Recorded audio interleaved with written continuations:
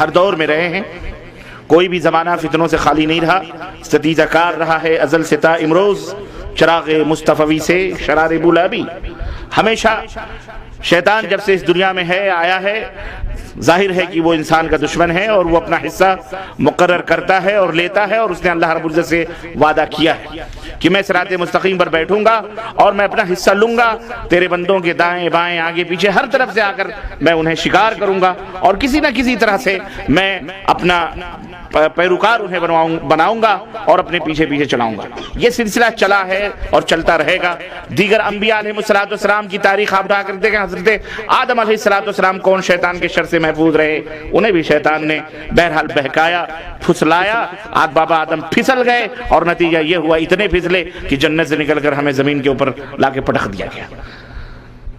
تو حقیقت یہ ہے کہ یہ سلسلہ چلتا رہا اور آپ کو یہ بھی معلوم ہوگا کہ انبیاء علیہ السلام کے ساتھ بھی یہی مکمل کارنامے ہوتے رہے، اور چنانچہ نتیجہ ہمارے آخری نبی حضرت محمد الرسول اللہ صلی اللہ علیہ وسلم تک بھی پہنچا۔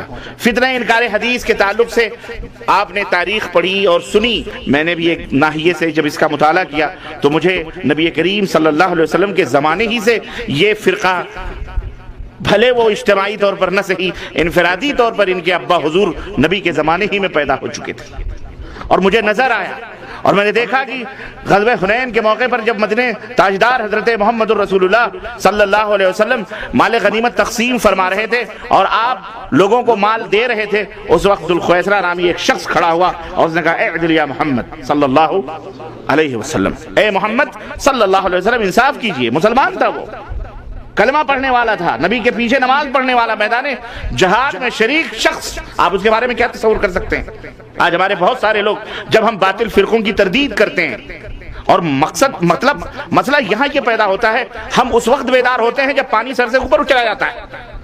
ہم تو یہ کہتے ہیں کہ شر جو ہی سر اٹھائے اسے وہیں دبا دو، اس لیے چاہے وہ تشکیک حدیث ہو، منکرین حدیث کے ٹولے ہوں، چاہے وہ حدیث کے اندر شک اور تشکیک کرنے والے ہوں، استخفاف پیدا کرنے والے ہوں، حدیث کو ہلکا پھلکا لوگوں کی نظروں میں ڈالنے والے ہوں، میرے عزیزو ہم سب امت محمدیہ کا یہ فرض ہے، اگر واقعی ہم نبی کریم صلی اللہ علیہ وسلم سے محبت کرتے ہیں، اگر واقعی ہمیں نبی کریم صلی اللہ علیہ وسلم سے محبت ہے تو ایسے لوگوں کو ابتدائی ہی طور پر فوری طور پر ان کے گلے دبا کر وہیں دبا دیے جائیں، تاکہ آئندہ کوئی مائی کا لال جرات نہ کرے کہ اپنے نبی حضرت محمد رسول اللہ صلی اللہ علیہ وسلم کی شان میں اس طرح کی گستاخی کرے۔ سچ بتا رہا ہے، محمد اسماعیل نام ہے میرا، کون ہے تو نبی ہوں میں، آخری نبی۔ ہاں آخری نبی تو ہے۔ اللہ کا حکم ساری مخلوق اللہ نے بنائی، اللہ نے ساری مخلوق کا مجھے نبی بنا کر بھیجا اور کہا جاؤ لوگوں بتاؤ لا الہ الا اللہ، پڑھے گا تو کامیاب ہوگا۔ آپ ادھورا کلمہ نہ پڑھے تو میں تو اللہ کا رسول ہوں، وہی بات ہے، اگر میں کلمہ پڑھ دوں گا تو آپ کہو گے آپ نے بھی کلمہ پڑھا ہے، مجھے رسول مانے گا تو وہ کامیاب ہے، اور آپ کو رسول کوئی نہیں مانے گا تو کامیاب بھی نہیں ہوگا۔ آگے انشاءاللہ جو بھی وہی آئے گی لوگوں بتاؤ۔ عجیب و غریب ناٹک ہے کہ لوگ شان اقدس میں گستاخی کو تو گستاخی سمجھتے ہیں، لیکن زبان اقدس سے نکلی ہوئی باتوں کی گستاخیوں کو اسے گستاخی نہیں سمجھے جاتے، اسے نہیں سمجھا جاتا۔ میں تو عجیب و غریب حیرت زدہ ہوں کہ لوگ یہ کہتے ہیں کہ نبی کریم صلی اللہ علیہ وسلم کی شان میں گستاخی، اتنا بھی گستاخی کرنا کفر ہے۔ وہی بات ہو گئی جیسے منکرین صفات نے صفات الہیہ میں اور ذات الہیہ میں فرق کر کے صفات کا انکار کر دیا۔ ارے بھائی، صفات کا انکار کرنا اللہ کا انکار کرنا، کیونکہ صفات الہیہ اور ذات الہیہ ایک ہی چیز ہے، دونوں کو الگ نہیں کیا جا سکتا۔ نبی کریم صلی اللہ علیہ وسلم سے شخصیت مطہرہ اور آپ کی زبان مبارک سے نکلی ہوئی باتیں دو الگ الگ چیزیں ہیں۔ اللہ کے رسول صلی اللہ علیہ وسلم کو اللہ رب العزت نے نبی بنا کر کے اس کائنات کے اندر بھیجا، صرف گونگا بہرا اندھا لولا لنگڑا بنا کر کے بھیجا۔ استغفر اللہ، یہ عجیب و غریب حرکت ہے۔ یہ فتنے، یہ فرقے، اس طرح کی تحریکیں اور تنظیمیں پنپیں اسلام کے نام پر، مسلمانوں کے نام پر، یہ بڑی ہی بے غیرتی اور بے حمیتی کی بات ہے ہم سب کے لیے، اور ہمیں ڈوب مرنے کی ضرورت ہے۔ میں یہ کہتا ہوں کوئی بھی فرقہ، کوئی بھی جماعت، کوئی بھی تنظیم اس طرح کی گستاخی کرے فوری طور پر اس کا احتساب کرنا چاہیے، امت محمدیہ کو کھڑا ہونا چاہیے، اور ہم سب کو باقاعدہ اس کے لیے جو ہے علم حاصل کرنے کے بعد، جانکاری لینے کے بعد ایسے لوگوں سے برات کا اظہار کرنا چاہیے۔ نبی کریم صلی اللہ علیہ وسلم کی وہ شان اللہ تبارک تعالیٰ نے اپنے نبی صلی اللہ علیہ وسلم کو بھیجا، اس دنیا کے اندر کس لیے بھیجا؟ اس کے مقاصد، اس بھیجنے کے جو اسباب ہیں، وجوہات ہیں، وہ تمام کے تمام قرآن کریم کے اندر موجود ہیں۔ یہ قرآن پڑھنے والے کہتے ہیں ہم قرآن پڑھتے ہیں اور قرآن ہی سے بے بلد اور بے بہنا ہے. اور سچ کہا ہے کسی شاعر نے کہ خدا جب دین لیتا ہے تو عقلیں چھین لیتا ہے. خدا جب دین لیتا ہے تو عقلیں چھین لیتا ہے. عجیب و غریب حیرت کی بات. تو میں نے بتایا کہ یہ فرقہ انفرادی طور پر ان کے ابا حضور نبی کے زمانے میں پیدا ہو چکے تھے. کہا کہ انصاف کرو.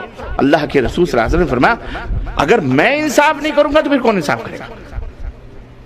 اگر میں انصاف اس دنیا میں نہیں کروں گا تو یہ بتاؤ دنیا میں انصاف اور کون کر سکتا ہے؟ وہیں صحابی رسول کے ہاتھ تلوار کے دستے پر تڑپ گئے تھے اور کہا دعنی اقتل هذا المنافق یا رسول اللہ، اجازت دیں اس منافق خبیث کی گردن اڑا دیں. اللہ کے نبی نے کہا نہیں، چھوڑو اس کی نسل سے کچھ لوگ پیدا ہوں گے جو اہل قرآن ہوں گے. بڑا شارٹ ترجمہ میں نے کر دیا. وَيَقْرَؤُونَ الْقُرْآنَ، وہی اہل قرآن، قرآن پڑھیں گے لیکن قرآن ان کے حلقوم سے نیچے نہیں اترے گا. قرآن پڑھیں گے. اللہ کے رسول صلی اللہ علیہ وسلم نے فرمایا کہ لَئِن وَجَدْتُهُمْ لَقَتَلْتُهُمْ قَتْلَ عَادٍ، اگر مجھے یہ بردود مل گئے تو میں قتل قوم عاد کی طرح قتل کروں گا. سمجھ رہے ہیں؟ یہ ابا تھا، وہ پیدا ہوا تھا نبی کے زمانے میں اور نبی نے پیشین گوئی کی تھی.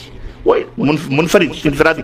بعد میں وہ فتنہ پیدا ہوا، پھر خوارج، پھر اس طرح سے دھیرے آج یہ جناب علی بر صغیر میں استغفر اللہ یہ فتنے پیدا.